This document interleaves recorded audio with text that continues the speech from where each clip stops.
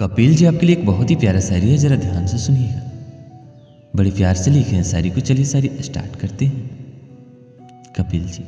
चाहता है या दिल लगी यूं ही मन भरमाया है, कि चाहता है या दिल लगी या यूं ही मन भरमाया है।